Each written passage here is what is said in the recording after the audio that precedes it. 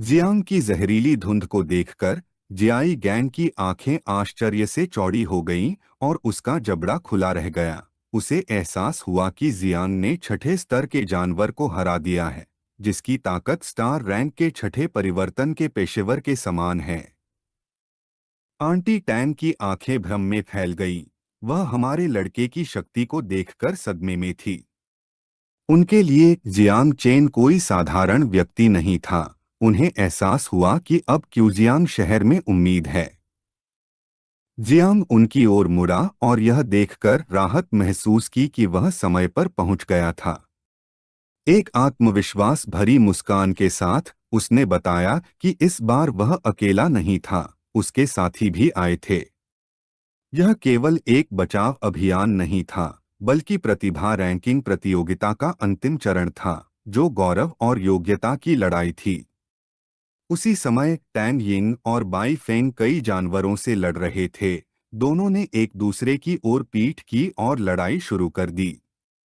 भ्रमित भाव से वह जियांग की ओर देखने लगी और समझाया कि भले ही उन्होंने अपना सर्वश्रेष्ठ प्रयास किया हो, लेकिन उन्हें लेवल 4 के भयंकर जानवर को हराने में कई मिनट लग गए।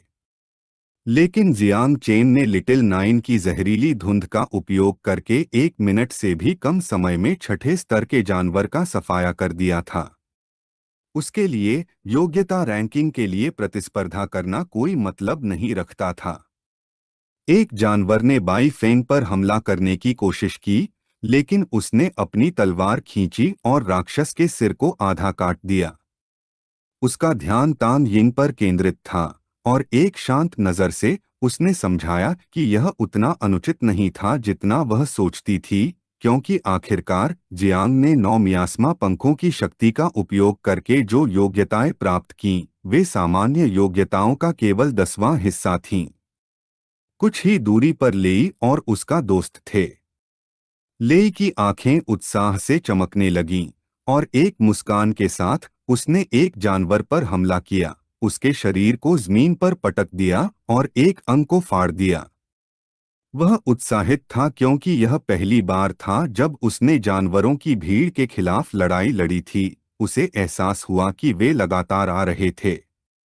उसके दोस्त, जो उसके पीछे था, ने अपने हाथ बढ़ाए और अपनी शक्ति का उपयोग करके लेई को मजबूत करना शुरू कर दिया।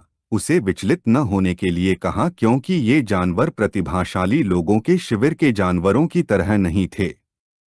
उन्हें अपनी क्षमता से परे जानवरों से सावधान रहना था, क्योंकि वे उन पर अचानक हमला कर सकते थे। म्यू हेन क्यू और लुओ सैंडो भी जियांग की मदद करने आए थे। म्यू हेन क्यू ने दोनों खंजर निकाले और एक उड़ते हुए जानवर को हरा दिया, लेकिन तभी एक और जानवर ने अचानक हमला करने की कोशिश की। सौभाग्य से लुओ सैंडो ने उसके चारों ओर एक अवरोध बनाया, जिससे लुओ सैंडो की गंभीरता भरी आंखें बंद हो गईं और उसने म्यू हेन क्यू को शांत रहने के लिए कहा, क्योंकि जब तक वह उसे ढक रही थी तब तक डरने की कोई बात नहीं थी। दृढ़ निश्चय के साथ म्यू हेन क्यू ने जियांग के शहर की रक्षा के लिए अपनी पूरी ताकत से लड़ने का वादा किया। उन्हें प्रतियोगिता की परवाह नहीं थी। वे दूसरों को जीनियस रैंकिंग के लिए लड़ने देने के लिए तैयार थे, क्योंकि उन्हें केवल जियांग की परवाह थी। जियाई जुआनियो ने निष्क्रिय रूप से खड़े न रहने का फैसला किया। उसने धनुष को आकाश में उठाया और गोल्डन फीनिक्स फायर रेन नामक स्कोचिंग सन तकनीक का इस्तेमाल किया, जिससे उसके धनुष से आग से बना एक शक्तिशाली फीनिक्स निकल आया। गुप्त क्षेत्र के दौरान उसने अच्छा प्रदर्शन नहीं दिखाया था और जानती थी कि अब ऐसा करने का सही समय है। उसने जियांग को प्रभावित करने के लिए अपना सर्वश्रेष्ठ देने का फैसला किया। जियांग वुशुआंग ने अपने हाथों को आपस में जोड़ा और अपनी शक्ति का इस्तेमाल किया, जिससे उसके शरीर से एक शक्तिशाली सुनहरी ऊर्जा निकली। उसने युद्ध देवता के शरीर नामक तकनीक का इस्तेमाल किया, जिससे एक शक्तिशाली नौशस्त्र आत्मा प्रकट हुई। एक जानवर ने हमला करने की कोशिश की, लेकिन आत्मा ने एक शक्तिशाली मुक्का मारा, जिससे जानवर का शरीर 2 हिस्सों में बंट गया। जियांग वुशुआंग अजय हृदय पर पूरी तरह से महारत हासिल करना चाहता था क्योंकि वह नहीं चाहता था कि जियांग चेंग अकेला नायक हो। और यद्यपि गुप्त क्षेत्र में वह उसके बराबर नहीं था, अब चीजें अलग थीं। यिन झांग की आंखें उत्साह से चमकने लगीं। उसने बड़ी संख्या में जानवरों को हराया था और अब उसके पैरों के नीचे लाशों का पहाड़ था। कई शक्तिशाली जानवर उसकी ओर उड़ने लगे। यिन झांग मुस्कुराने लगा और उसने फैसला किया कि मानव सम्राट की तलवार का उपयोग करने का समय आ गया है। दम घुटने वाली ऊर्जा से घिरी एक शक्तिशाली तलवार आसमान से उतरने लगी। गुप्त क्षेत्र में पहले उसने सोचा था कि उसे उनके खिलाफ इस तलवार का उपयोग करने की आवश्यकता नहीं है, लेकिन अब उसे एहसास हुआ था कि अगर वह जियांग को हराना चाहता है तो उसे अपना सब कुछ देना होगा। मानव सम्राट के एकमात्र वंशज के रूप में उसने यह स्पष्ट कर दिया कि प्रतिभाशाली रैंकिंग में पहला स्थान उसका है। उनकी शक्ति को देखकर आंटी तांग ने झाई गैंग को बाह से पकड़ लिया और आश्चर्यचकित भाव से कहा कि प्रतिभाशाली लोगों की नई पीढ़ी अविश्वसनीय है। झाई गैंग की आंखें डर से चौड़ी हो गईं। उन्हें एहसास हुआ कि वे बूढ़े हो रहे थे। जियांग ने अपनी मुट्ठी कसकर बंद कर ली और मुस्कुराते हुए जहरीली धुंध छोड़ने लगा। वह उत्साहित महसूस कर रहा था क्योंकि जियांग वुशुआंग उस समय की तुलना में बहुत अधिक शक्तिशाली हो गया था जब वे गुप्त क्षेत्र में थे, और यिंग झांग ने मानव सम्राट की तलवार को बाहर निकाल दिया था। झाई गैंग और आंटी टैंग ने हमारे लड़के को देखना शुरू कर दिया, यह नहीं जानते हुए कि वह क्यों मुस्कुरा रहा था। जियांग अच्छी तरह से जानता था कि भले ही उसके पास 9 छोटे बच्चे थे, अपने तुरुप के पत्ते के रूप में वह सिर्फ निष्क्रिय नहीं रह सकता था। जियांग ने गति पकड़ी और जब उसकी आंखें खुशी से चमक रही थीं, वह जानवरों की भीड़ की ओर तेजी से बढ़ने लगा और मुस्कुराने लगा। उसने झाई गैंग और तांग को देखने के लिए कहा क्योंकि आज वह न केवल जानवरों को खत्म करने जा रहा था, बल्कि प्रतिभाशाली लोगों की रैंकिंग में पहला स्थान भी हासिल करने जा रहा था। झाई गैंग और तांग ने हमारे लड़के का निरीक्षण करना शुरू कर दिया। उन्हें दृढ़ विश्वास था कि वह इसे हासिल कर सकता है। झाई ओकी खड़ी हुई। उसने अपने हाथ जू बुलिंग और दूसरों की ओर बढ़ाए और अपनी शक्ति का उपयोग करके वह उन्हें ठीक करने लगी। झाई गैंग खड़ा हुआ, उनके पास जाने लगा और डर से भरे भाव से प्रकट हुआ कि उसे बुरा लग रहा है। उसने झाई ओकी से उसके साथ आने के लिए कहा क्योंकि उन्हें जल्दी करने और सुरक्षा मंत्र को ठीक करने की जरूरत थी। एक गंभीर नजर से वह झाई गैंग की ओर मुड़ी और अपना सिर हिलाया। इलाके से कुछ ही दूर पर प्रेमी था। जियांग चेंग को देखकर उसकी आंखें गुस्से से चौड़ी हो गईं। वह यह न जानते हुए भी क्रोधित थी कि वह और अन्य अभी भी कैसे जीवित हैं। वे एक चट्टान के ऊपर थे। शहर के बीच में एक बड़ा विस्फोट हुआ और हवा जहरीली धुंध से भर गई। वह भ्रमित थी, यह नहीं जानती थी कि युवा देवता पराजित हुआ है या नहीं। उसने 9 मियास्मा पंखों की जहरीली धुंध के बारे में सुना था, लेकिन कभी नहीं सोचा था कि यह इतनी शक्तिशाली क्षमता होगी। उसने छलांग लगाई और प्राचीन देवता को सूचित करने के लिए चूजियांग की भूमिगत दरार में जाने का फैसला किया। अपने अधीनस्थों को तुरंत रसातल मकड़ी रानी को रिपोर्ट करने का आदेश दिया ताकि वह तुरंत कार्रवाई कर सके क्योंकि केवल वह ही 9 मियास्मा पंखों का सामना कर सकती थी। पुर वाले लोग नीचे झुक गए और अपने सिर हिलाए। युद्ध में वापस जियांग ने अपनी तलवार खींची और थंडर तलवार कौशल का उपयोग करते हुए वह तेजी से आगे बढ़ा, एक जानवर के शरीर को टुकड़ों में काट दिया। जानवर को हराने के बाद उसने अपनी तलवार अपने कंधे पर टिका ली और उसकी आंखें आत्मविश्वास से चौड़ी हो गईं। नन्ही नौ प्रकट हुई, लेकिन अब मां कीट के रूप में। उसने एक जानवर को खा लिया और एक तीखी निगाह से जियांग को सूचित किया कि उसने एक और खा लिया है। मुस्कुराहट के साथ हमारे लड़के ने उसे तब तक खाने की अनुमति दी जब तक वह और नहीं खा सकती। धीरे धीरे वह भरने लगी और इतने सारे जानवरों को खाने के बाद सिस्टम ने हमारे लड़के को 60,000 से अधिक अनुभव अंक दिए, एक पल में 48 से 57 तक का स्तर बढ़ा दिया। जियांग अपनी चेतना के सागर में प्रकट हुआ जहां नन्ही नौ एक जानवर को खा रही थी। हमारे लड़के ने अपना हाथ बढ़ाया, पेड़ के फलों से प्राप्त किए गए कार्डों को प्रकट किया। उसके चेहरे पर मुस्कान आते ही उसकी आंखें खुशी से चौड़ी हो गईं। डबल एक्सपीरियंस कार्ड की बदौलत वह और नन्हा नौवां बच्चा लेवल 57 पर पहुंच गए थे। जानवरों की यह भीड़ एक बेहतरीन मौका था, मानो वह काफी न हो, उनके पास तीसरे बदलाव के लिए एक छूट कार्ड भी था। तो आज रात वे इसे पूरा करने में सक्षम होने जा रहे थे, एक नई माँ कीट प्राप्त करने में। जाओ जिया प्रकट हुआ, एक उंगली दिखाने लगा और एक ईमानदार नजर से समझाया कि युद्ध के मैदान में कई आत्माएं हैं, पूछ रहा था कि क्या उन्हें इकट्ठा करने के लिए मदद की जरूरत है। उसकी आवाज सुनकर जियांग उसकी ओर मुड़ा और एक उलझन भरे भाव के साथ पूछा कि क्या वह आत्माओं को खाना नहीं चाहता। जाओ जिया ने जमीन पर नजर डालना शुरू कर दिया और अपनी उंगलियों के सिरे को छूते हुए समझाया कि इन चीजों में उसकी कोई दिलचस्पी नहीं है, क्योंकि जियांग ने उसे एक शानदार भोज का वादा किया था। लेकिन हमारे लड़के ने समझाया कि पेड़ के फलों को आत्माओं से सींचने की जरूरत है, उसे आत्माओं को इकट्ठा करने के लिए जाने के लिए कहा। गंभीर भाव से उसने झाओ जिया से कहा कि वह सावधान रहे और कम प्रोफाइल बनाए रखे, क्योंकि वह उसका गुप्त कार्ड था और जब तक बिल्कुल जरूरी न हो उसे अपने अस्तित्व का खुलासा नहीं करना चाहिए। झाओ जिया ने अपना सिर हिलाया। ग्रैंड जिया की मेरिट लिस्ट सामने आई। पहले स्थान पर जियांग जुआनजी था, दूसरे में जुलिंगहू था, तीसरे में महान सपने देखने वाला हुआन्यू था, 28वें स्थान पर गु कैशन था, 296वें स्थान पर जियांग चेन था, 401वें स्थान पर यिंग झांग था और 568वें स्थान पर जियांग हुआशुआंग था। यिंग झांग, जो मानव सम्राट की तलवार पकड़े हुए था, कंगन को ध्यान से देखने लगा और यह देखकर कि इतने कम समय में जियांग चेन ने डाक्सिया मेरिट रैंकिंग के शीर्ष 300 में प्रवेश कर लिया था।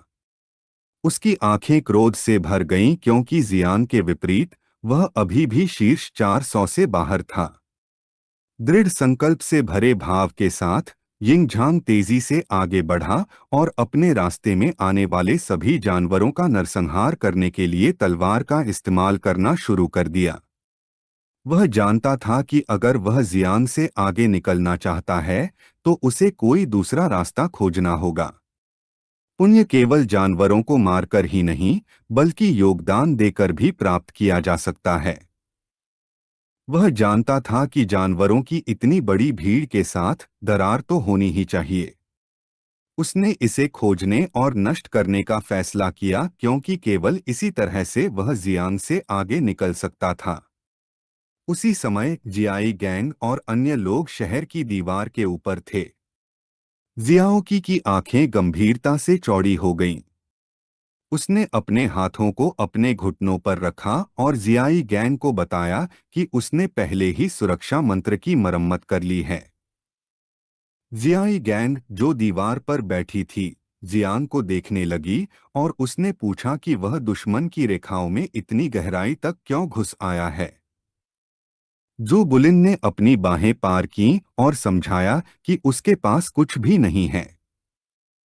डरने की कोई बात नहीं है, क्योंकि 9 मियास्मा पंखों की मदद से वह अपना रास्ता बना सकता था। जियांग चेन एक सम्राट की तरह था, जो अपने क्षेत्र में टहल रहा था। जियाई गैंग की आंखें आत्मविश्वास से चौड़ी हो गईं। उसने अपनी उंगली से जियांग की ओर इशारा करना शुरू किया और सोचा कि वह इस महान अवसर का लाभ उठाकर सीधे तीसरे परिवर्तन की ओर बढ़ रहा होगा।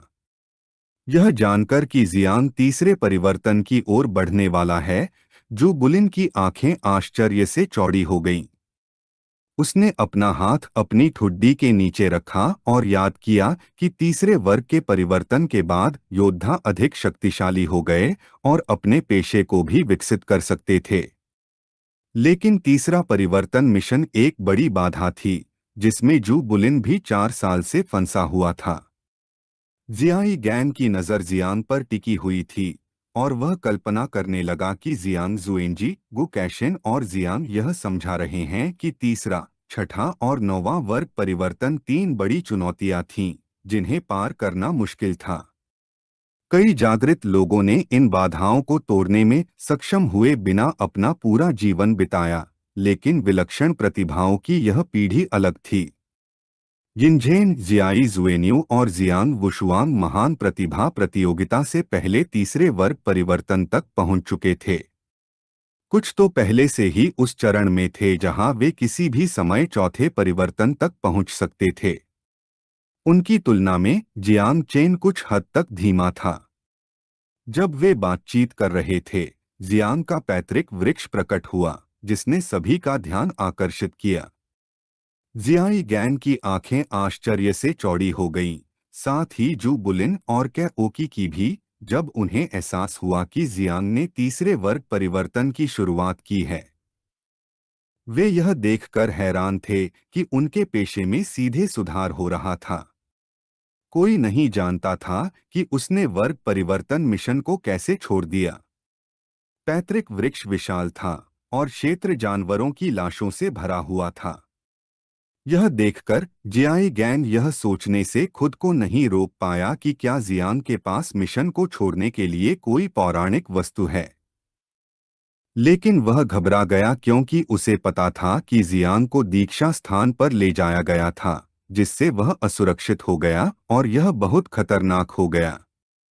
तांग यिंग का ध्यान, जो एक जानवर के शरीर को पकड़े हुए था, और बाई फेंग का ध्यान पैतृक वृक्ष पर केंद्रित था। उनके लिए जियांग युद्ध के मैदान में सीधे सफलता हासिल करने के लिए बहुत बहादुर था। उन्होंने जल्दी से उसे बचाने के लिए जाने का फैसला किया। लुओ सैंडो ने छलांग लगाई और म्यू हांक्यू से कहा कि वह युद्ध में न फंसे क्योंकि जियांग सफलता हासिल कर रहा था और उन्हें उसकी रक्षा करने के लिए जाना था। जियांग वूक्सियांग की आंखें उत्साह से चौड़ी हो गईं। वह जानता था कि वह अभी उससे आगे नहीं निकल सकता, इसलिए उसने उसकी रक्षा करने के लिए जाने का फैसला किया। इस बीच यिंग जियांग एक विशाल जानवर के पास पहुंच गया जो एक लंबी दूरी का प्रसारण चैनल स्थापित कर सकता था। वहां दो जानवर थे, एक का नाम यिन था और दूसरे का यांग। यांग जानवर उसके सामने था और यिन जानवर को दूसरी तरफ भूमिगत होना था। उसने जानवर को देखना शुरू किया और खुद को भाग्यशाली महसूस किया क्योंकि उसे उनमें से केवल एक को खत्म करना था और ट्रांसमिशन बंद हो जाएगा। उसने अपनी तलवार को कसकर पकड़ लिया और यह जानते हुए भी कि यह एक 7वें स्तर का जानवर था, यह मानव सम्राट के वंशज के सामने कोई मुकाबला नहीं था। एक आत्मविश्वास भरे भाव के साथ उसने 3 निषिद्ध मंत्र मुहरें निकाली जो 7वें स्तर के जानवर को हराने के लिए पर्याप्त से अधिक थीं। उसे विश्वास था कि प्रतिभा रैंकिंग में पहला स्थान उसका होगा। तभी उसके पीछे का पोर्टल सक्रिय हो गया। यिंग जियांग ने मुड़कर एक भ्रमित भाव के साथ आश्चर्य करना शुरू कर दिया कि क्या हो रहा है। थोड़ी देर बाद पोर्टल से कोई निकला। यिंग जियांग का ध्यान उस पर केंद्रित हो गया और उसकी आंखें डर से चौड़ी हो गईं, जिससे वह सदमे में आ गया। पोर्टल से एक शक्तिशाली मकड़ी निकली और यिंग जियांग को घूरने लगी। उसे वह बहुत स्वादिष्ट लगा। उसका ध्यान उस पर केंद्रित हो गया और उसे यह समझने में देर नहीं लगी कि वह एबिस स्पाइडर क्वीन है। मकड़ी की तुलना में यिंग जियांग एक छोटे कीड़े की तरह थी। उसे याद आया कि वह तलवार के देवता झाई लिंक्यू के हाथों से कई बार भागने में सफल रही थी, इसलिए उसकी ताकत साधारण नहीं थी। इसके अलावा निषिद्ध मंत्र मुहरें उसके खिलाफ बेकार थीं, जिससे उसे एहसास हुआ कि उसे भागना होगा क्योंकि वह उसका मुकाबला नहीं कर सकता। वह जानता था कि जियांग चेंग अपनी सफलता के बीच में था। उसे भागने का रास्ता खोजना था और दूसरों को चेतावनी देनी थी। मकड़ी रानी ने अपने तेज पैर से हमला किया, लेकिन यिंग जियांग ने समय रहते प्रतिक्रिया की और कूदकर हमले को चकमा दिया। लड़ने के बजाय उसने रक्त विस्फोट तकनीक का इस्तेमाल किया और क्षेत्र से भागना शुरू कर दिया। मकड़ी रानी उसे चुपचाप देखने लगी। फिर उसने अपना पैर उसकी ओर बढ़ाया और हमला कर दिया। उसके अनुसार वह यह सोचकर भोला था कि वह बच सकता है। रेशम उसके पैर से निकला और यिंग जियांग की बाह के चारों ओर लिपट गया। उसकी आंखें डर से चौड़ी हो गईं। उसने अपने दांत भींच लिए और उसकी आंखें बिना एक सेकंड के लिए भी हिचकिचाए दृढ़ संकल्प के साथ चमकने लगीं। तलवार का उपयोग करके उसने अपना हाथ काट दिया और फिर उसने दोनों पैर काट दिए, जिससे खून की धार बहने लगी। यिंग जियांग ने कंसंट्रेटेड ब्लड मिस्ट नामक क्षमता का उपयोग किया और उसे मारना शुरू कर दिया। जल्दी से पैतृक वृक्ष की ओर बढ़ो। मकड़ी रानी की आंखें चमकने लगीं क्योंकि उसने महसूस किया कि यिंग जियांग का शरीर जीवन शक्ति से भरा हुआ था। पंथ के दो लोगों ने उसके सामने खुद को दंडवत किया, यह समझाते हुए कि जियांग चेंग अपनी सफलता के बीच में था। उसकी चेतना दीक्षा स्थान में प्रवेश कर चुकी थी।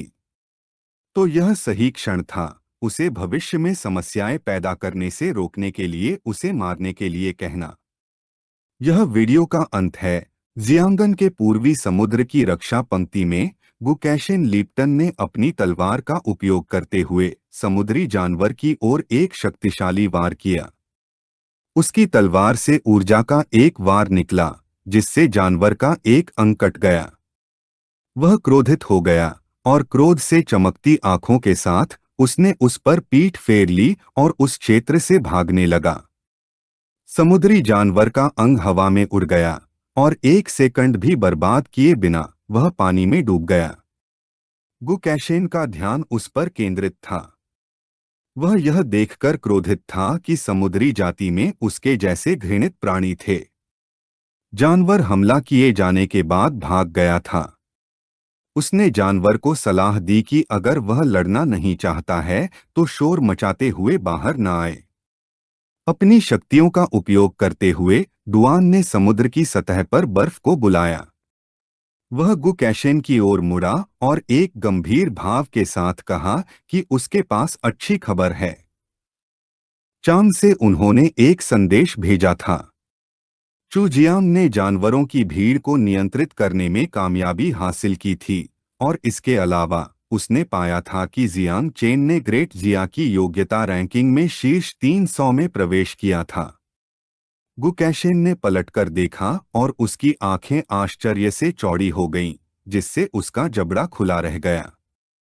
उसे विश्वास नहीं हो रहा था कि जियांग चेन ग्रेट जिया की योग्यता रैंकिंग में प्रवेश करने में कामयाब हो गया था, यह जानते हुए कि यह एक ऐसी उपलब्धि थी जिसे कई महान गुरु भी अपने पूरे जीवन में हासिल नहीं कर सकते थे। जब वे बातचीत कर रहे थे तो आकाश में लाल ऊर्जा प्रकट होने लगी। उनका ध्यान उस पर केंद्रित हो गया। उन्हें एहसास हुआ कि यह तियान्युआन अलर्ट के रूप में जाना जाने वाला पौराणिक चेतावनी संकेत था। गुकैशिन की आंखें भय से भर गईं क्योंकि उन्होंने समझाया कि अलर्ट ग्रेट जिया के मानव सम्राट द्वारा बनाया गया था और जब से उन्होंने आखिरी बार एक देखा था तब से कई साल बीत चुके थे।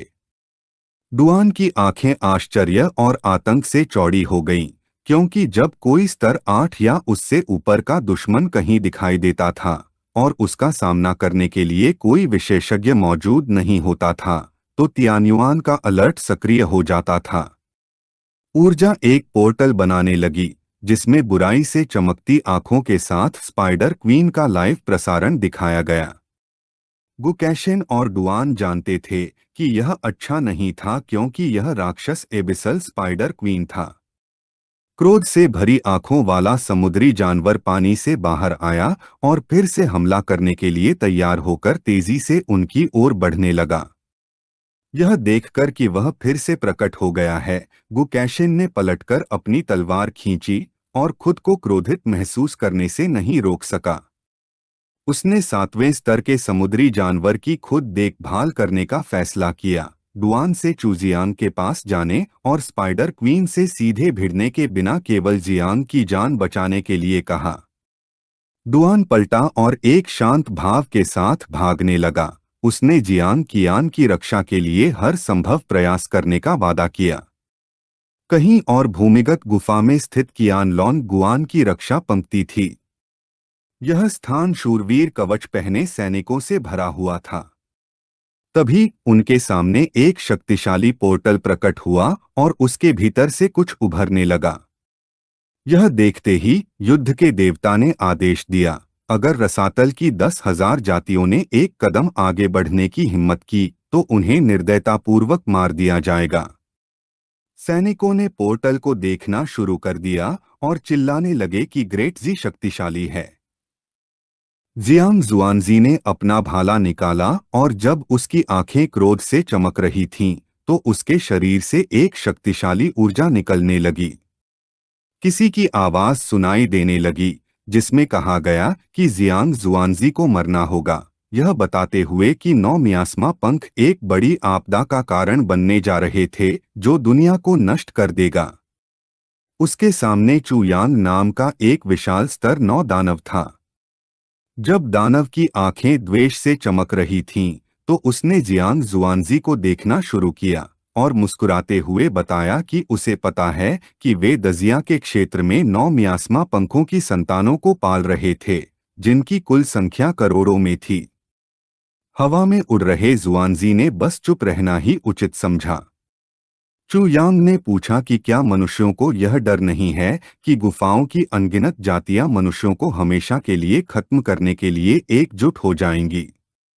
जियांग जुआनजी की आंखें क्रोध से चमकने लगीं।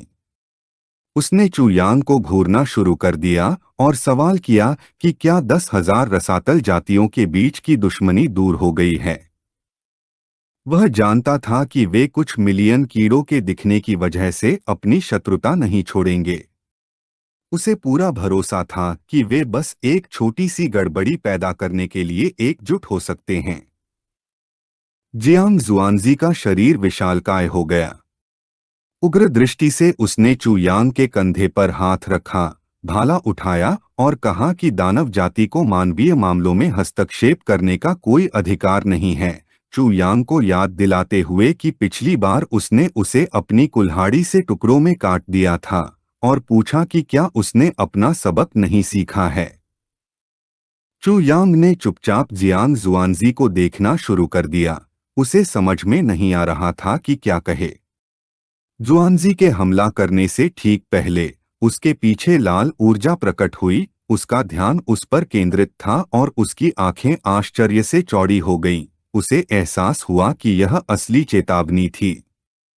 चू यांग ने अपना भाला निकाला और एक दुष्ट मुस्कान के साथ जुआनजी पर हमला किया, जिससे पता चला कि 9 मियास्मा पंख उनकी तुलना में कुछ भी नहीं थे।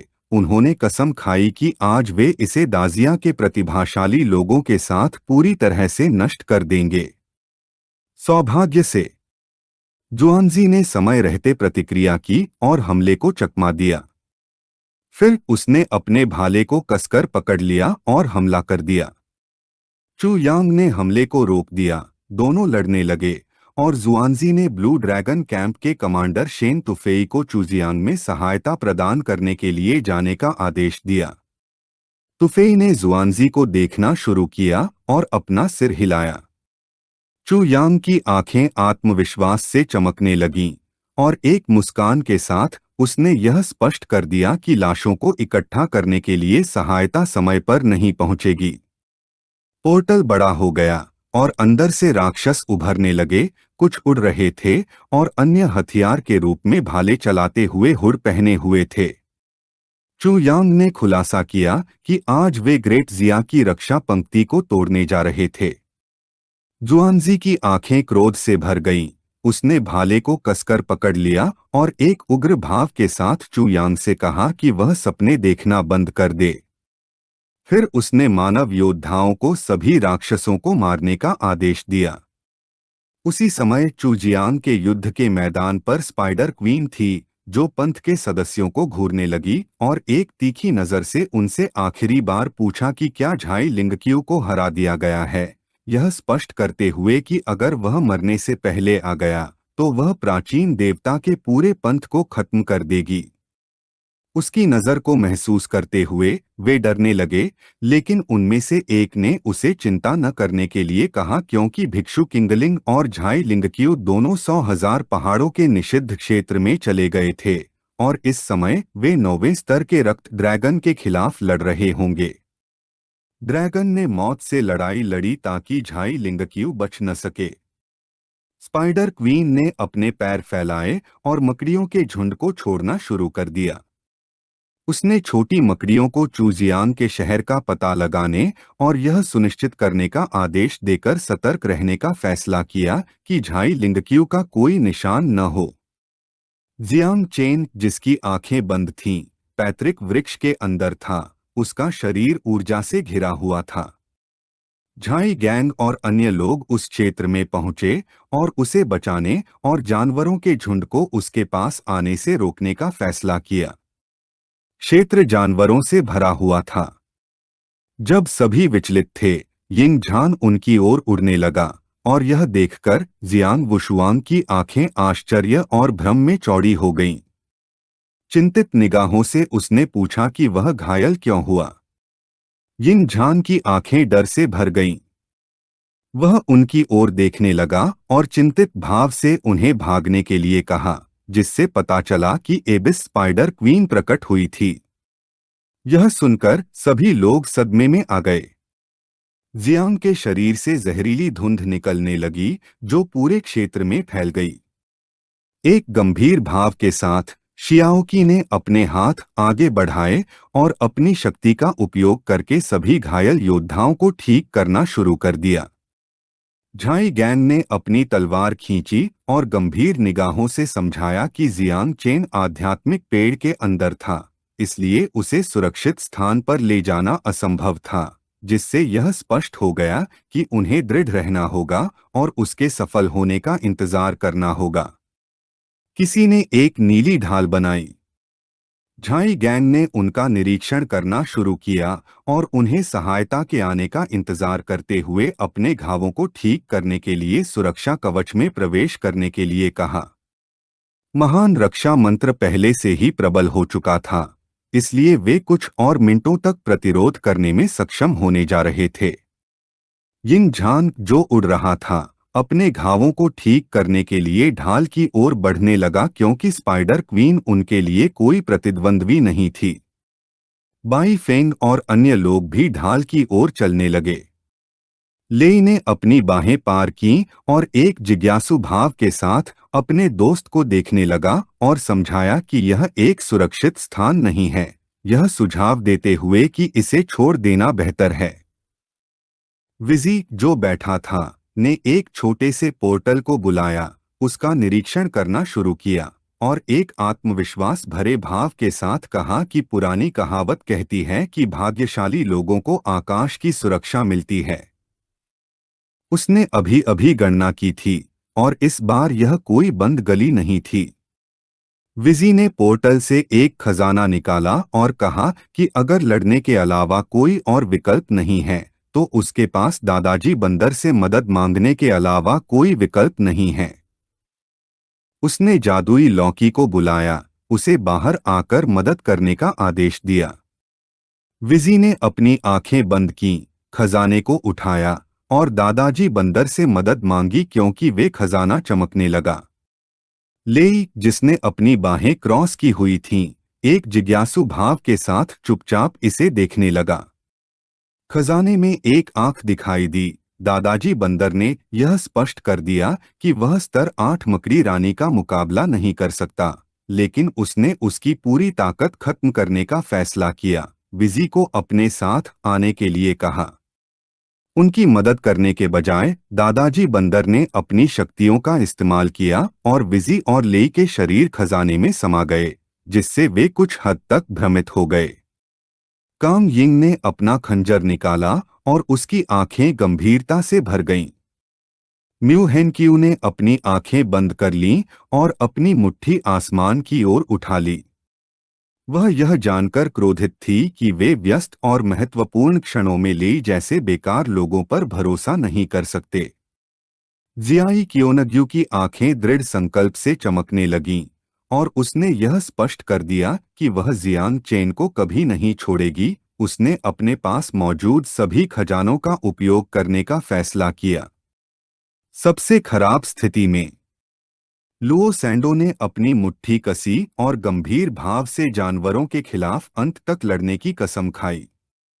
जियांग वुशुआंग का ध्यान उन पर केंद्रित था और उसकी आंखें आश्चर्य से चौड़ी हो गईं। उसने एक आह भरी और डर के बावजूद वह लड़कियों को अकेला नहीं छोड़ सकता था, क्योंकि अगर वह भाग गया तो वह अजय दिल होने का दावा नहीं कर पाएगा। जियाई गेंग ने अपनी मुट्ठी कसी, जियांग की ओर मुड़ा और एक ईमानदार भाव के साथ उसे जल्दी से जागने के लिए कहा। वे मृत्यु से नहीं डरते थे और उन्हें केवल एक चीज का डर था कि वे उसकी रक्षा नहीं कर पाएंगे। जियांग मूल स्थान के अंदर था। खोई हुई निगाहों के साथ वह चुपचाप सोचने लगा। उसे उम्मीद नहीं थी कि नौकरी बदलने के लिए मिशन छूट कार्ड का उपयोग करने के बाद उसकी चेतना सीधे मूल स्थान में खींची जाएगी। उसके चारों ओर खंडहर तैरने लगे। जियांग अपनी मदहोशी से बाहर आया और हैरान भाव से उन्हें देखने लगा। वह जानता था कि अगर उसने अभी क्लास चेंज रद्द कर दिया तो उसे तीसरी क्लास चेंज मिशन फिर से करना होगा। लेकिन अब जब बाहर कीड़े मकोड़ों से भर गया था तो उसे ज्यादा परेशानी नहीं होने वाली थी, क्योंकि आखिरकार उनका औसत स्तर 30 था। उसने देखा कि क्लास रूम उन्नत संस्करण क्लास थे। उसके सामने एक सिस्टम विंडो दिखाई दी। उसने थंडर डोमिनेटर नामक तीसरी क्लास चेंज मिशन को पूरा करने के लिए क्लास चेंज मिशन छूट कार्ड का इस्तेमाल किया था। तीसरी क्लास का मूल्यांकन पूरा हो चुका था और अब थंडर सिस्टम रून का चयन शुरू होने वाला था। जियांग ने रून का निरीक्षण करना शुरू किया। उसे एहसास हुआ कि उनमें से हजारों पहले ही विलुप्त हो चुके थे और जो बचे हुए थे वे थंडर सिस्टम से संबंधित होने चाहिए और सभी का स्तर थंडर लॉर्ड क्लास से ज्यादा था। जियांग ने अपना हाथ बढ़ाया और मुस्कुराने लगा। सिस्टम ने चयन पूरा किया, जिससे पता चला कि अब केवल 9 रून बचे हैं।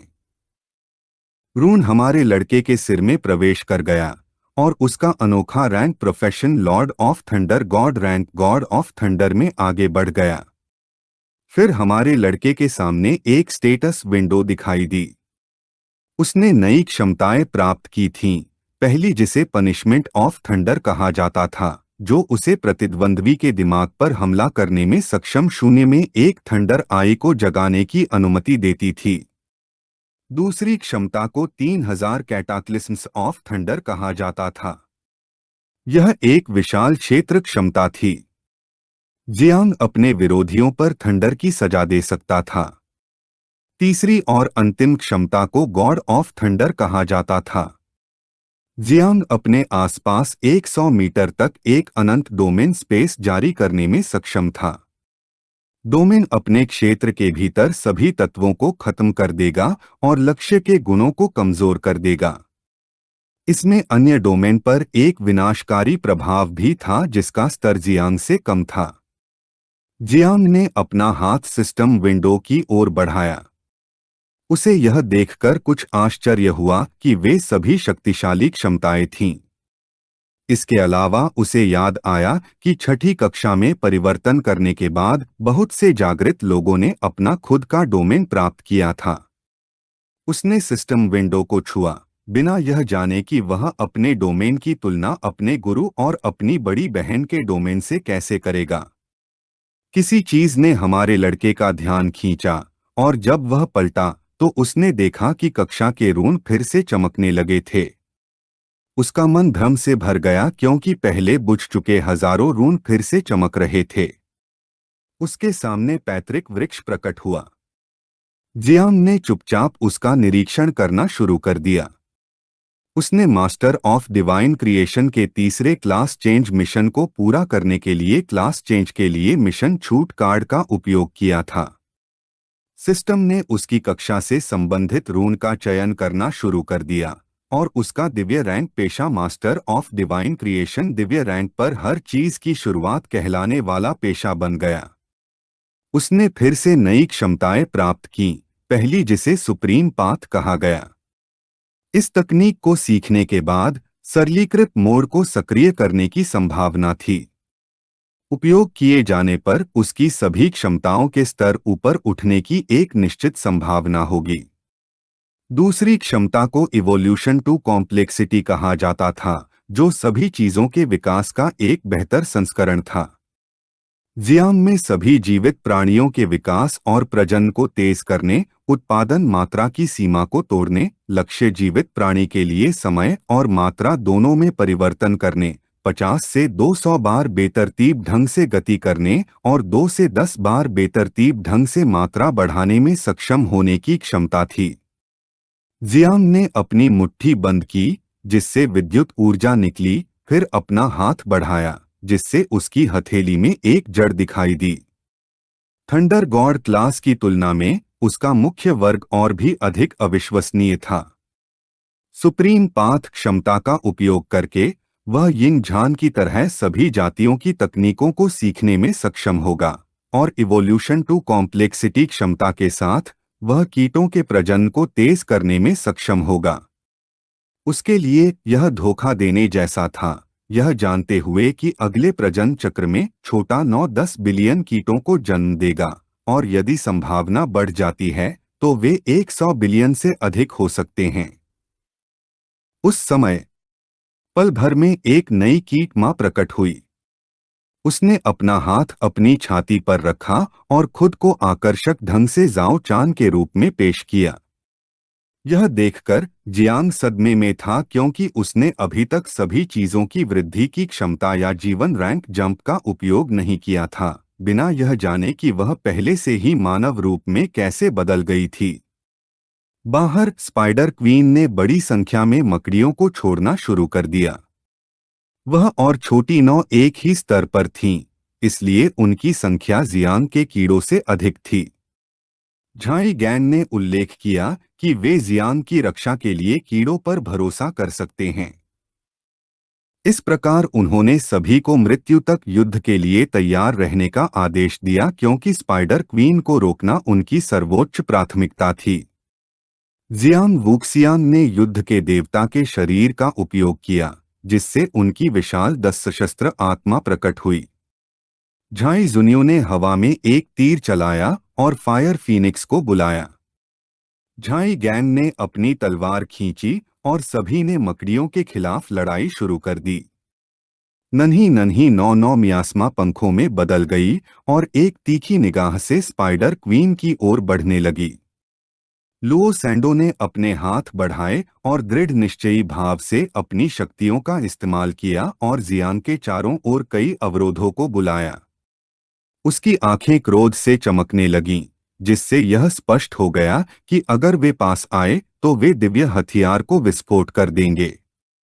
स्पाइडर क्वीन ने छलांग लगाई और एक शॉकवेव के साथ हमला किया।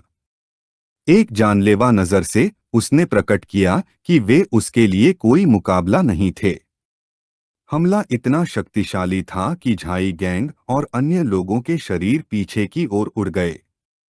कोई भी विरोध करने में सक्षम नहीं था। लुओ सैंडो ने अपना मुंह खोला और खून थूकना शुरू कर दिया। जियांग के कंधे पर बैठी नन्ही नन्ही की आंखें आंसू और भय से भर गईं। वह रोने लगी, उसे जल्दी से उठने के लिए कह रही थी, क्योंकि स्पाइडर क्वीन ने पहले ही कई कीड़ों को मार दिया था। जियांग ने अपनी आंखें खोलीं और उसका ध्यान स्पाइडर क्वीन पर केंद्रित हो गया। मुस्कुराते हुए उसने छोटी नाइन से कहा कि वह डरे नहीं, क्योंकि उसके पिता पहले से ही जाग चुके हैं। यह वीडियो का अंत है। जियांग ने अपनी तलवार खींची और एक तीखी निगाह से स्पाइडर क्वीन को गौर से देखने लगा, फिर उसने अपना हाथ जमीन पर रखा और अपनी कौशल का इस्तेमाल किया, जिसे सभी चीजों की वृद्धि कहते हैं, जिससे जड़ें जमीन से निकल आईं। जियांग खड़ा हुआ और उसने लियो सैंडो और अन्य लोगों की ओर अपना हाथ बढ़ाया, जड़ों को सभी को वापस शहर ले जाने और लिटिल नाइन को उनकी रक्षा करने का आदेश दिया। जड़ें उनकी ओर बढ़ने लगीं जब तक कि वे उनके शरीर के चारों ओर लिपट नहीं गईं। म्यूहेन क्यों घबरा गया, उसे नहीं पता था कि जियांग क्या कर रहा था। झाइक्सुआन यू ने पलटकर देखा, और यह देखकर कि जियांग क्या करने की योजना बना रहा था, वह कुछ हद तक भ्रमित महसूस करने से खुद को नहीं रोक पाई, जिससे यह स्पष्ट हो गया कि वह अकेले स्पाइडर क्वीन को नहीं हरा पाएगा। लियो सैंडो की आंखें आश्चर्य और भय से चौड़ी हो गईं। वह भागने से इनकार करते हुए चिल्लाने लगी, वादा किया कि वह लड़ाई जारी रख सकती है। वह और अन्य लोग जियांग को अकेला नहीं छोड़ना चाहते थे। जियांग की आंखें आत्मविश्वास से चमकने लगीं। उसने अपने कंधे की मालिश शुरू कर दी और उन्हें बात करना बंद करने के लिए कहा। उन्हें सलाह दी कि किसी सुरक्षित जगह पर जाकर ठीक हो जाना बेहतर है, यह बताते हुए कि उनके यहाँ होने से वह स्वतंत्र रूप से नहीं घूम सकता। इसके अलावा यह राक्षस 8 स्तर का था, और यह पहली बार नहीं था जब उसने इसका सामना किया था। स्पाइडर क्वीन का ध्यान जियांग पर केंद्रित था। वह हंसने लगी, मनुष्यों की हास्यास्पद भावनाओं का मजाक उड़ाते हुए। उसके अनुसार वे अभिमानी और अज्ञानी प्राणियों से ज्यादा कुछ नहीं थे। जियांग ने उसे चुपचाप देखना शुरू कर दिया। लिटिल नाइन को कुछ जिज्ञासा हुई और उसने पूछा कि क्या वह स्पाइडर क्वीन का सामना करने के लिए कीट की आत्मविनाश क्षमता का उपयोग करने की योजना बना रहा है। वह रोने लगी, उसने कहा कि वह बहुत दुखी है। जियांग ने समझाया कि कीटों का उपयोग करने की कोई आवश्यकता नहीं थी, क्योंकि अगर वह उन सभी को फिर से विस्फोट कर देता तो उसे भी बुरा लगता। इसलिए उसने इस बार उससे कहा कि वह सिर्फ स्पाइडर क्वीन की संतानों की देखभाल करे, जबकि वह खुद क्वीन से निपटे। स्पाइडर क्वीन ने अपनी ठुड्डी को अपनी उंगली से छूना शुरू कर दिया और उसकी आंखें द्वेष से चमकने लगीं। उसने बताया कि लेवल 9 तलवार देवता भी उसे नहीं मार पाए थे, इसलिए कोई रास्ता नहीं था कि 3 परिवर्तनों में से एकमात्र जागृत व्यक्ति उसके खिलाफ खड़ा हो सके। एक आत्मविश्वास भरी निगाह से जियांग ने एक उंगली दिखाते हुए मुस्कुराते हुए पूछा कि लेवल 9 तलवार देवता उसके जैसे किसी व्यक्ति की तुलना कैसे कर सकता है, यह बताते हुए कि वह अब 3 परिवर्तनों का मास्टर था। अंदर ही अंदर वह चाहता था कि स्पाइडर क्वीन उसे कम आके। स्पाइडर क्वीन की आंखें खुशी से चौड़ी हो गईं। वह जोर से हंसने लगी। यह देखकर उसके बगल में मौजूद पंथ के सदस्यों में से एक ने अपना हाथ उसकी ओर बढ़ाया और उसे हंसना बंद करने और जल्दी से काम करने के लिए कहा, क्योंकि अगर उसने अभी ऐसा नहीं किया तो उसे डर था कि जियालिंग क्यों वापस आकर उसे मार सकता है। उसने उसे डराना बंद करने को कहा, यह समझाते हुए कि जियांग बहुत मजाकिया है। जियांग की निगाहें उस पर टिकी रहीं और आत्मविश्वास से भरे भाव के साथ उसने झाओझे से प्राचीन देवता के खून की एक पूरी बूंद देने को कहा। उसने यह भी कहा कि इस बार उसे उसके लिए यह सब सहने की जरूरत नहीं है। झाओझे प्रकट हुआ, अपनी उंगली से प्राचीन देवता के खून की एक बूंद ली और भ्रमित भाव के साथ पूछा कि क्या जियांग को यकीन है कि उसका शरीर उसकी मदद के बिना खून को झेल पाएगा। जियांग मुस्कुराने लगा, जिससे यह स्पष्ट हो गया कि उसे यकीन है। झाओझे ने उसे प्राचीन देवता के खून की एक पूरी बूंद दी, जो जमीन पर गिर गई और जियांग के खून में मिल गई। हमारे लड़के ने खून को नियंत्रित करने के लिए सर्वोच्च हाथी के शरीर का उपयोग करने का फैसला किया। हमारे लड़के के शरीर से दुष्ट ऊर्जा और खून से बने तीखे ब्लेड निकलने लगे। उसने अपने हाथ अपनी पीठ पर रखे और पीड़ा में चीखना शुरू कर दिया। फिर जियांग का शरीर बदल गया और उसके बाल सफेद हो गए। जब उसके शरीर से बुरी ऊर्जा निकल रही थी तो उसने जोर से जमीन पर पैर रखा और मकड़ी रानी को ध्यान से देखने लगा। जियांग की नई शक्ति को देखकर वह घबरा गई। उसे नहीं पता था कि उसके पास सातवें परिवर्तन की आभा क्यों थी या उसने यह शक्ति पाने के लिए क्या खाया था। पंथ के सदस्यों में से एक ने खुलासा किया कि जियांग ने अपने खून के साथ प्राचीन देवता के खून की एक बूंद मिला दी थी, कुछ ऐसा जो 3 परिवर्तनों वाले जागृत व्यक्ति का शरीर सहन नहीं कर सकता था। उन्हें यकीन था कि जियांग का शरीर फट जाएगा और वह मर जाएगा। जियांग ने आक्रामक रुख अपनाया और एक जानलेवा नजर से उसे यह देखकर खुशी हुई कि उसका शरीर 7वें परिवर्तन वाले जागृत व्यक्ति के खून को झेलने में सक्षम था। जियांग की नजर मकड़ी रानी पर टिकी हुई थी। उसने गति पकड़ी और उसे मारने की कसम खाते हुए तेजी से उसकी ओर बढ़ने लगा।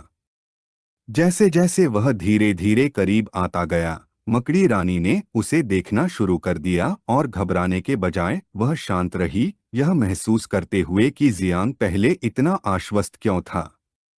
यह पता चला कि उसके पास अपनी आस्तीन का एक इक्का था जो उसे 7वें परिवर्तन के साथ जागृत व्यक्ति की शक्ति प्राप्त करने की अनुमति देता था। एक अभिमानी अभिव्यक्ति के साथ वह कूद गई और हमारे लड़के की ओर अपने पेट से रेशम फेंक दिया। उससे कहा कि वह इतना भोला न बने क्योंकि ऐसा कोई तरीका नहीं था जिससे वह 7वें परिवर्तन की शक्ति को मजबूर कर सके। उसे हराने के लिए जियांग की आंखें घृणा से चमकने लगीं। वह सतर्क हो गया, यह महसूस करते हुए कि वह रेशम का उपयोग करके उसे उलझाना चाहती थी। रेशम मकड़ी रानी के पेट से जियांग की ओर निकला, लेकिन उसने समय रहते प्रतिक्रिया की और अपनी नई शक्ति का उपयोग करते हुए हमले को चकमा देते हुए कूद गया। यह देखकर मकड़ी रानी कुछ उलझन में पड़ गई। उसे समझ में नहीं आ रहा था कि क्या हो रहा है। उसके अनुसार उसकी आंखें आश्चर्य और भ्रम में चौड़ी हो गईं। ऐसा नहीं होना चाहिए था क्योंकि उसने जियांग की हरकतों का अनुमान लगा लिया था। पहले तो उसने सोचा कि जियांग ने उसकी हरकतों का अनुमान लगा लिया था, लेकिन फिर उसने सोचा कि ऐसा नहीं हो सकता क्योंकि उसका स्तर उससे कम था। जब वह विचलित थी, जियांग कूद गया और जैसे ही उसके शरीर से गड़गड़ाहट निकली, उसने हमला करने की तैयारी की। उसे इतना घमंडी न बनने के लिए कहा। जियांग की आवाज सुनकर वह अपने विचारों से बाहर आई और यह देखकर कि वह हमला करने के लिए तैयार था, सतर्क हो गई।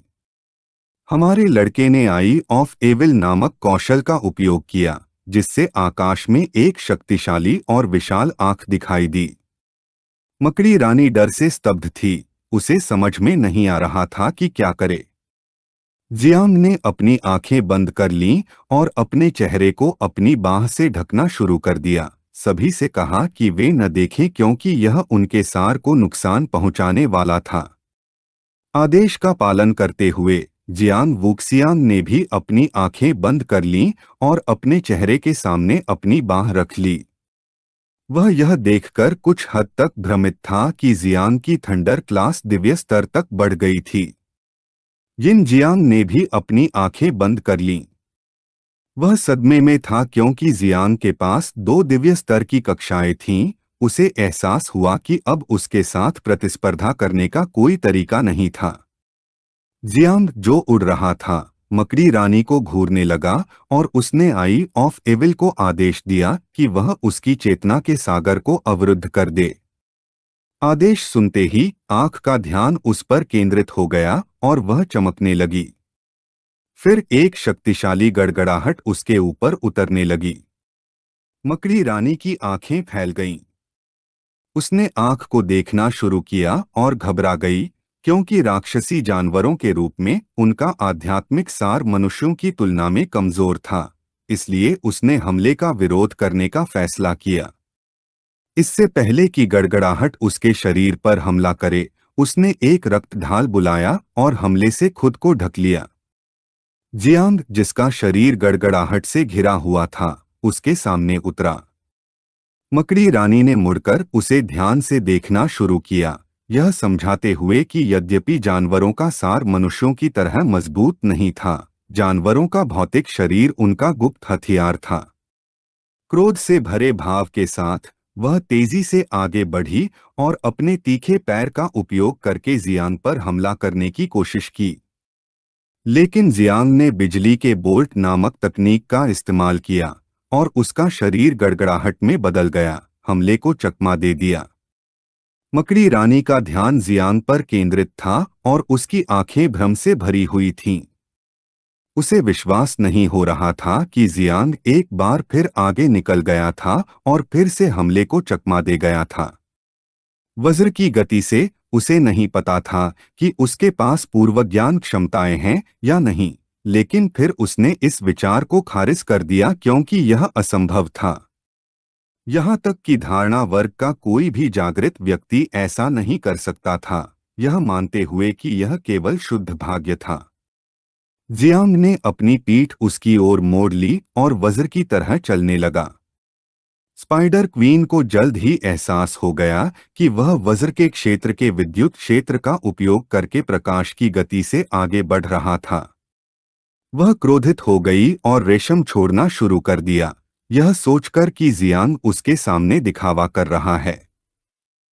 पलक झपकते ही उसके शरीर से रेशम निकल आया और क्षेत्र के चारों ओर एक अवरोध बना दिया।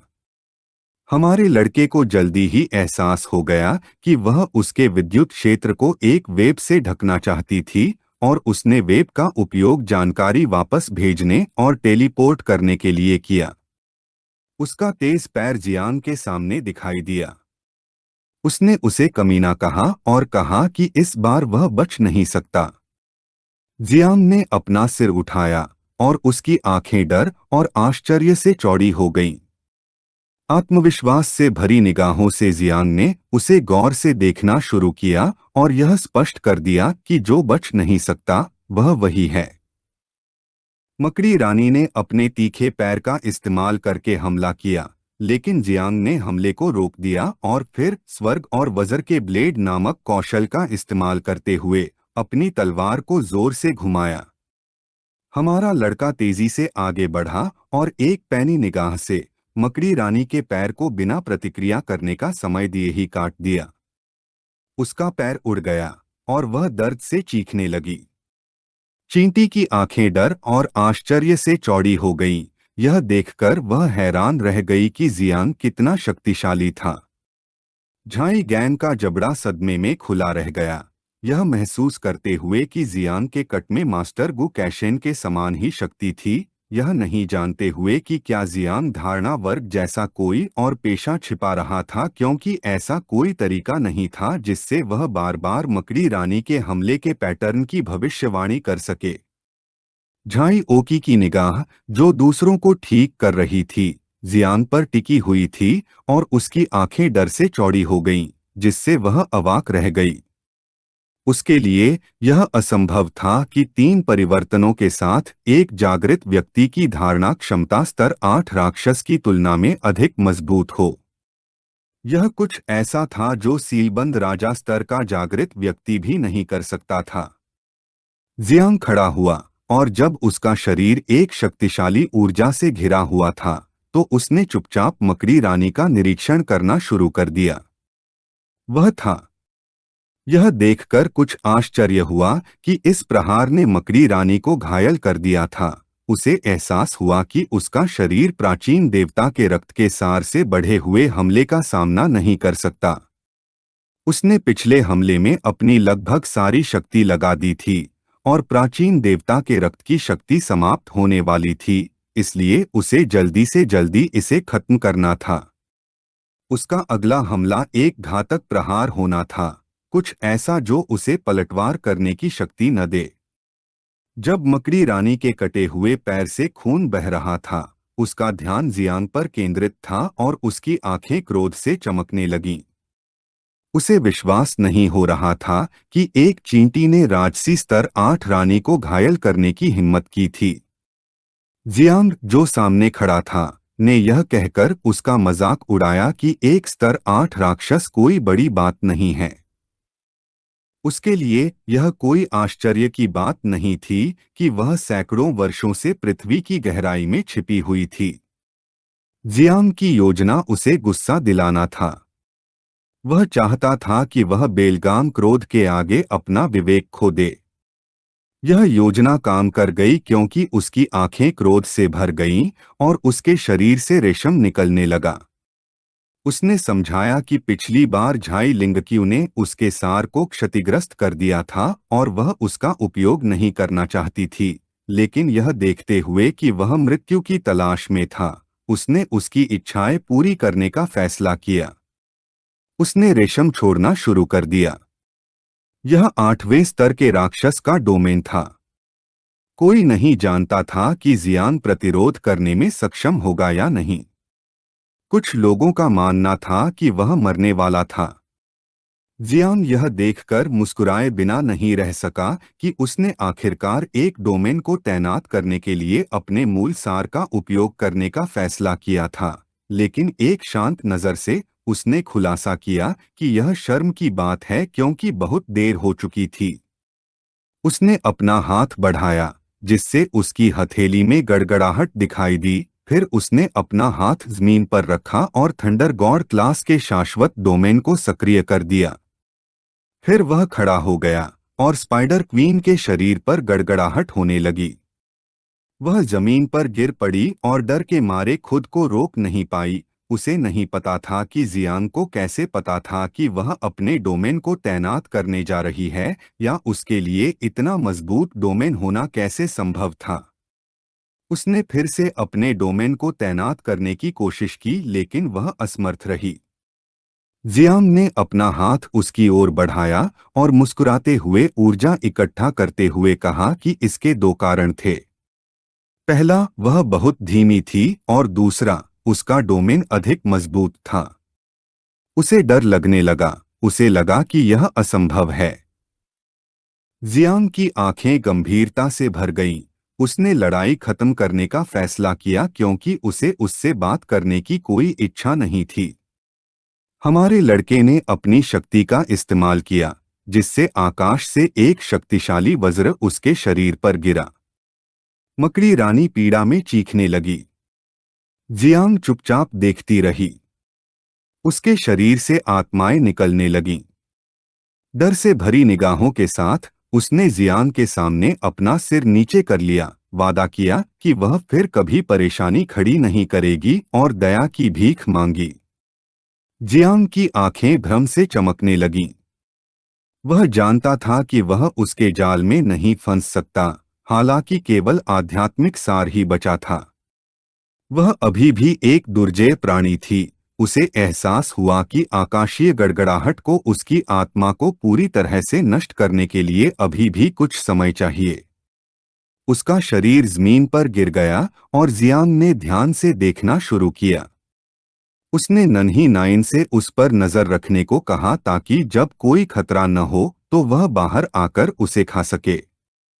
तभी जियांग को चक्कर आने लगा। उसे एहसास हुआ कि उसका शरीर अपनी सीमा तक पहुंच गया है। वह जमीन पर बैठ गया, अपनी आंखें बंद कर लीं और अपने चेहरे पर हाथ रख लिया। तभी जाओ चान उभरा और चिंतित नजर से उसके पास बैठ गया और पूछा कि क्या वह ठीक है। यह वीडियो का अंत है। चिंतित भाव से जियाओ चान ने एक हाथ जियांग की छाती पर और दूसरा उसकी पीठ पर रखा। उसने उसे खड़ा होने में मदद की और कहा कि बेकार होने का सारा दोष उसी का है। आंखें बंद किए जियांग खड़ा हो गया, मुट्ठी भींच ली और गंभीर भाव से उससे कहा कि वह दोषी महसूस न करे, क्योंकि अगर उसकी भविष्य देखने की शक्ति न होती तो वह यह लड़ाई कभी नहीं जीत पाता। जियाओ चान की आंखें उदासी से चौड़ी हो गईं। उसने नजरें फेर लीं और कहा कि जियांग उसकी बहुत ज्यादा तारीफ कर रहा है। फिर एक सिस्टम विंडो दिखाई दी, जिसमें जियाओ चान के आंकड़े दिखाई दे रहे थे। वह समय की नदी के उद्गम स्थल पर पैदा हुई थी, समय के समान स्तर पर अस्तित्व में थी। और उसके पास समय की आंख नामक एक क्षमता थी जिससे वह 10 उपशरीर धारण करके 3 सेकंड आगे तक देख सकती थी। यह एक संचयी क्षमता थी जिसकी अधिकतम क्षमता 10 साल आगे तक देखने की थी। वर्तमान में वह लेवल 0 पर थी। उसके पास 100 तारों और 18 उपशरीर थे। शुरुआत में उसके पास 48 थे, लेकिन स्पाइडर क्वीन के खिलाफ लड़ाई के दौरान उसने 30 का उपभोग कर लिया था। उसकी प्रतिभा अभी भी अनलॉक होनी बाकी थी। इसके अलावा उसके पास प्रजनन के 2 तरीके थे। पहला प्राकृतिक प्रजनन कहलाता था, जिसमें केवल मुख्य शरीर ही प्रति घंटे एक उपशरीर उत्पन्न कर सकता था। दूसरा विशेष प्रजनन कहलाता था, जिसमें मेजबान अपने जीवनकाल का त्याग कर सकता था। कम से कम 1 वर्ष जीवनकाल के प्रत्येक वर्ष में 10 लाख उपशरीर उत्पन्न होते थे। जियांग की आंखें शांति से भर गईं। उसने अपनी उंगलियों से अपने सिर को छुआ और थोड़ी देर आराम करने का फैसला किया। जियाओ चान से वादा किया कि वह ठीक हो जाएगा। उसे आदेश दिया कि वह अभी छिप जाए और जब तक बिल्कुल आवश्यक न हो बाहर न आए। जियाओ चान का शरीर ऊर्जा में परिवर्तित हो गया और जियांग के सिर में प्रवेश कर गया। तभी जियांग का क्षेत्र और भी शक्तिशाली हो गया, जिससे उसमें से गड़गड़ाहट निकलने लगी। जियाई गैंग और चट्टान पर मौजूद अन्य लोगों का ध्यान जियांग के क्षेत्र पर केंद्रित था। हमारा लड़का तीसरे परिवर्तन में था और किसी को भी विश्वास नहीं हो रहा था कि उसके पास पहले से ही एक क्षेत्र है, जबकि आमतौर पर छठे परिवर्तन तक पहुंचने पर ही एक क्षेत्र होता है। कुछ लोगों को लगा कि 2 दिव्य स्तर की कक्षाएं होना अविश्वसनीय है। सब चुपचाप देखने लगे। यिनज़ान की आंखें, जिसने अपनी बाह के घाव पर हाथ रखा था, क्रोध और निराशा से चौड़ी हो गईं। जियांग अकेले स्तर 8 की मकड़ी रानी से लड़ रहा था, जबकि दूसरी तरफ वह छिपा हुआ था, और अगर वह अपने साथ आध्यात्मिक गोलियां न रखता तो शायद वह पहले ही अपंग हो चुका होता। वे सभी दिव्य स्तर के जागृत लोग थे, लेकिन जियांग चेन उन्हें ऐसे कुचल सकता था मानो कुछ भी न हो। जब यिनज़ान विचलित था, जियांग वुशुआंग ने उसके कंधे पर हाथ रखा और उसे शांत करने का फैसला किया। एक गंभीर नजर से यिनज़ान ने स्वीकार किया कि जियांग चेन की ही पीढ़ी से होना निराशाजनक था। मानव सम्राट का वंशज होने के नाते वह हार मानने वाला नहीं था और उसने एक दिन जियांग से आगे निकलने की कसम खाई। अगर उसकी प्रतिभा काफी नहीं थी तो वह अवसर की तलाश में गुफाओं की गहराई में भी जाने को तैयार था। लो सांदाओ, जिसकी आंखें बंद थीं, ने समझाया कि जियांग की प्रतिभा असाधारण थी और उससे आगे निकलने की कोई भी कोशिश बेकार थी। यिनज़ान का ध्यान उस पर केंद्रित था और ये शब्द उसके दिल में तीर की तरह चुभे। उसी समय रक्त पंथ के सदस्य क्वो जियांग की भूमिगत वेदी पर थे। उन्होंने एक घेरा बनाया और बीच में सर्वोच्च पदस्थ सदस्य थी, जिसने अपनी शक्तियों का उपयोग करके एक लाल जादुई घेरा बनाया। उसने महान देवता से यह कहते हुए संवाद किया कि वह उनकी वफादार सेवक है। प्राचीन देवता के चर्च का 7वां आसन। वह घुटनों के बल बैठी, जमीन पर हाथ रखा और गंभीर भाव से भगवान को बताया कि जानवरों के ज्वार में कुछ समस्याएं आ गई हैं, और बताया कि महान जिया के किसी व्यक्ति के पास 9 मियास्मा पंखों की संतानों को नियंत्रित करने की क्षमता है। तभी जादुई घेरे से दुष्ट शक्तियां निकलने लगीं। भगवान के लिए यह असंभव था। आकाश में एक विशाल नेत्र प्रकट हुआ और घृणा से चमकने लगा। भगवान का ध्यान अपने अधीनस्थ पर केंद्रित हो गया। उन्हें याद आया कि 9 मियास्मा पंखों की संतानों का अस्तित्व सभी युगों में हमेशा वर्जित रहा है, और अगर जियांग जुंजी ने अपने लोगों को उन्हें पालने की अनुमति देने की हिम्मत की तो वह सभी जातियों के दुश्मन बन जाएंगे। वह उनके सामने घुटनों के बल बैठी, अपना सिर उठाया और वादा किया कि वह सच कह रही है। अपनी शक्तियों का उपयोग करते हुए उसने एक द्वार बुलाया, जो यह देखकर जानवरों की लाशों को खा रहे कीड़ों को दिखाने लगा। भगवान क्रोधित हुए बिना नहीं रह सके। उसके अनुसार जियांग जुंजी को मरना ही था और महान जिया की समस्त मानवता को भी। अधीनस्थ की आंखें चिंता और भय से चौड़ी हो गईं। घबराए हुए भाव के साथ उसने देवता से शांत रहने का अनुरोध किया, क्योंकि उसने किसी भी अप्रत्याशित घटना को रोकने के लिए मकड़ी रानी को भेजा था। देवता का ध्यान उस पर केंद्रित हो गया और उसकी आंखें क्रोध से चमकने लगीं। उसने अपनी शक्तियों का प्रयोग किया, जिससे दुष्ट ऊर्जा उसके शरीर में प्रवेश करने लगी, और कुछ ही देर बाद उसने अपना मुंह खोला और पीड़ा से चीखने लगी। देवता की ऊर्जा उसके शरीर में प्रवेश करने लगी, जिससे उसकी आंखें चमकने लगे। उसने अपनी थोड़ी सी ऊर्जा उसके शरीर में स्थानांतरित करने का फैसला किया, जिससे पता चला कि कुछ ही समय में वह 9 परिवर्तनों वाली एक जागृत शक्ति प्राप्त करने वाली थी। देवता ने उसे 9 मियास्मा पंखों के वंशजों का विनाश करने और जियांग को मारने का आदेश दिया, यह स्पष्ट करते हुए कि भले ही उसे शहर के सभी प्राणियों की बलि देनी पड़े, उसे जियांग के वंश को संभव बनाना होगा। 10 मिनट बाद जब देवता की ऊर्जा पूरी तरह से उसके शरीर में प्रवेश कर गई, तो उसकी आंखें दुष्टता से चमकने लगीं। वह देवता के सामने घुटनों के बल बैठ गई और दृढ़ दृष्टि से मिशन को पूरा करने का वादा किया। देवता उसे घूरने लगे और क्रोधित दृष्टि से प्रकट किया कि मकड़ी रानी पराजित हो गई है, और अपने अधीनस्थ को तुरंत जाकर रानी की दिव्य आत्मा को पुनः प्राप्त करने का आदेश दिया, क्योंकि स्तर 8 की दिव्य आत्मा बलिदान के लिए काम आ सकती है। उसने देवता के सामने दंडवत किया, अपना सिर नीचे किया और तुरंत जाने का फैसला किया। उसी समय भूमिगत गुफा में डूबे ड्रैगन की रक्षा पंक्ति पर जियांग शुआनजी ने अपनी कुल्हाड़ी कसकर पकड़ ली, और जब उसका शरीर एक शक्तिशाली ऊर्जा से घिरा हुआ था, उसने उसे जोर से घुमाया। तुयोंग ने समय रहते प्रतिक्रिया दी और हमले को रोक दिया, लेकिन इस प्रक्रिया में उसका हथियार टुकड़े टुकड़े हो गया। यह देखकर उसकी आंखें भ्रम से चौड़ी हो गईं। जब वे लड़ रहे थे, सैनिकों का ध्यान उन पर केंद्रित था। जियांग शुआनजी ने अपनी मुट्ठी भींच ली और उसकी आंखें उत्साह से चमकने लगीं और उसके चेहरे पर मुस्कान आ गई। उसने तुयोंग की छाती पर जोर से पैर रखा, यह स्वीकार करते हुए कि तुयोंग सही था। वह प्रतिभाशाली लोगों की लाशें इकट्ठा करने के लिए समय पर नहीं पहुंच पाएगा, यह प्रकट करते हुए कि अब वह जो इकट्ठा करने जा रहा था वह मकड़ी रानी की लाश थी। उसी क्षण एक लाल द्वार प्रकट हुआ और उसमें से एक दुष्ट ऊर्जा निकलने लगी। जियांग शुआनजी ने मुड़कर उस पर अपनी नजरें गड़ा दीं।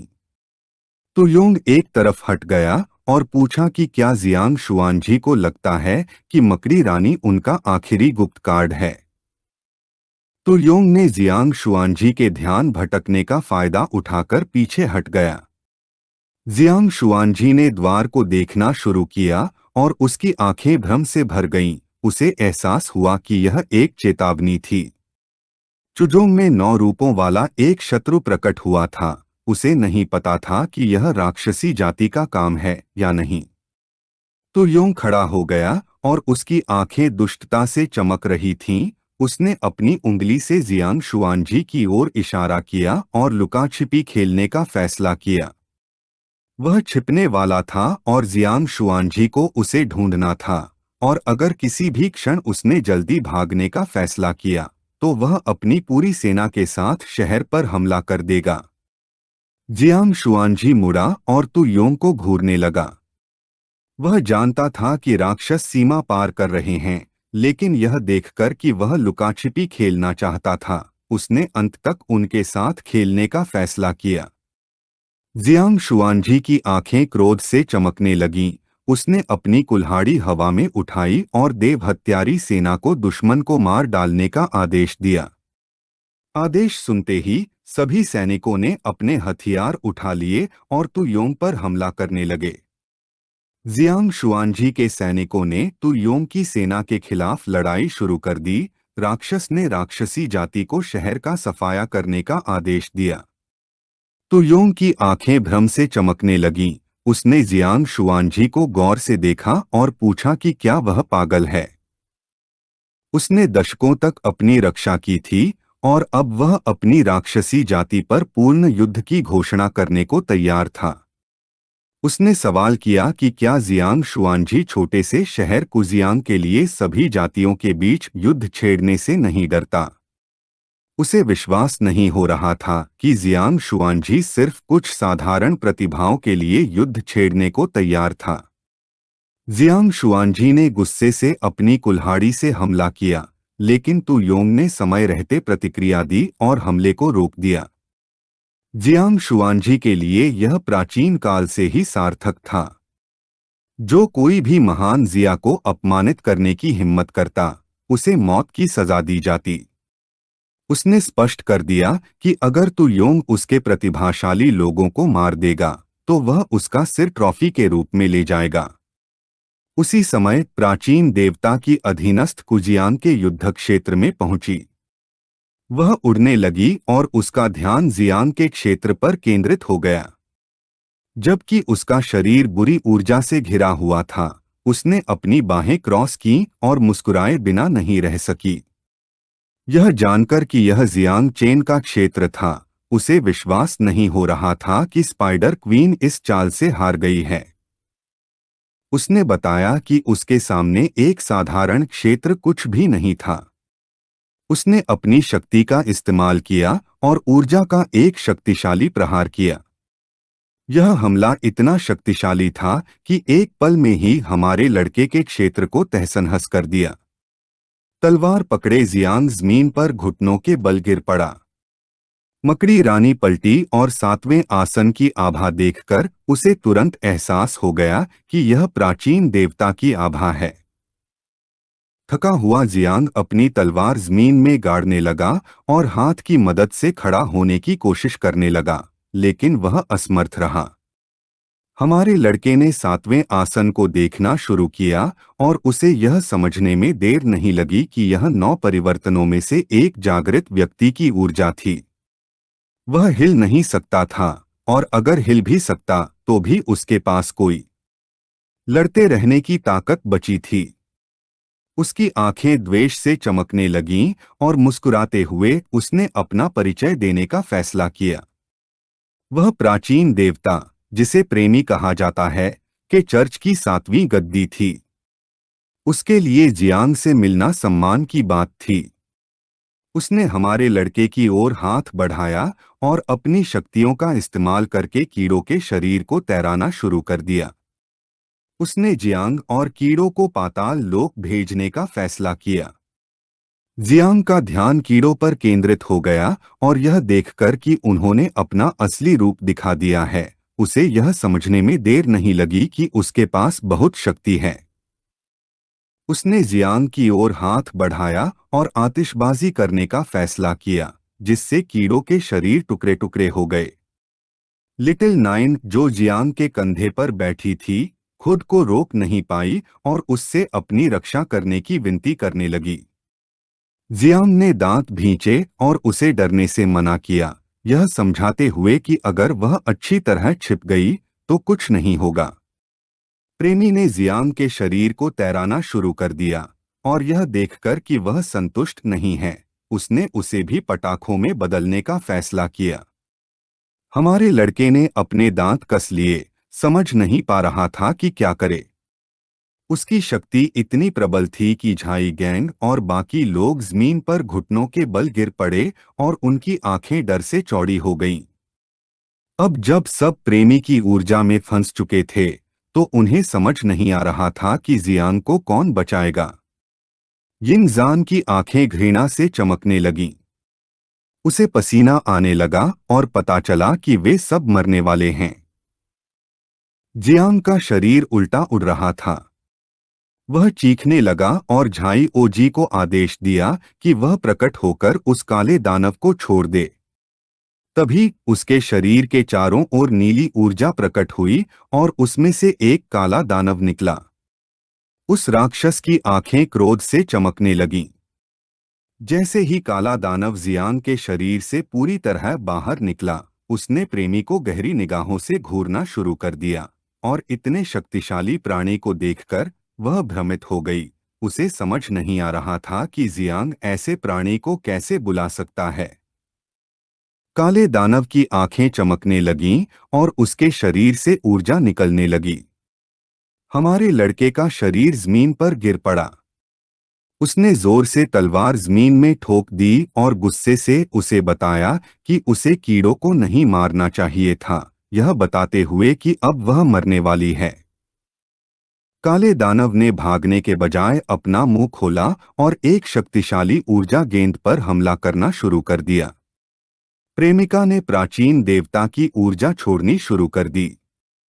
उसने हमले से खुद को बचाने के लिए देवता की शक्ति का उपयोग करने का फैसला किया। जियांग का ध्यान उस पर केंद्रित था और उसकी आंखें गंभीरता से चौड़ी हो गईं। झाई ओजी उसके कंधे पर प्रकट हुई और समझाया कि हालांकि सातवां आसन अंधदानव का मुकाबला नहीं कर सकता, फिर भी उसे हराने के लिए कुछ समय चाहिए, क्योंकि वह केवल 10 सेकंड तक ही कार्य कर सकता है, अन्यथा वह दिव्य आदेश द्वारा नष्ट हो जाएगा। समय समाप्त हो रहा था, लेकिन शांत भाव से हमारे लड़के ने समझाया कि कोई और विकल्प नहीं था। उसने निर्णय लिया कि अंधदानव का सातवां आसन के साथ गायब हो जाना ही बेहतर है। उसी समय जियांग की बहन और जियांग शुआनजी का एक सैनिक प्रकट हुआ। क्रोधित दृष्टि से उसने अपनी तलवार प्रेमी की गर्दन पर जोर से मारी, जिससे पता चला कि वह जियांग चेन को बचाने आई है। देव संहारक सेना के नीले ड्रैगन शिविर से शेन तुफेई ने अपने आगमन की घोषणा की और अपनी तलवार जोर से घुमाई, जिससे यह स्पष्ट हो गया कि वह राक्षसी प्राणियों को तबाही मचाने नहीं देगा। आकाश में ऊर्जा की एक शक्तिशाली चमक दिखाई दी, यह देखकर कि दिव्य आदेश आ गया है। जियांग चेन ने झाई ओजी को काले दानव को अवशोषित करने का आदेश दिया। झाई ओजी ने सिर हिलाया, फिर अपना मुंह खोला और काले दानव को अवशोषित कर लिया। जियांग की बहन की तलवार प्रेमी के शरीर में घुस गई, जिससे उसे भयंकर दर्द हुआ। उसने अपना मुंह खोला और हताश नजरों से उनसे विनती की कि उसे न मारें, और बताया कि वह उन्हें एक राज बता सकती है। यह वीडियो समाप्त होता है।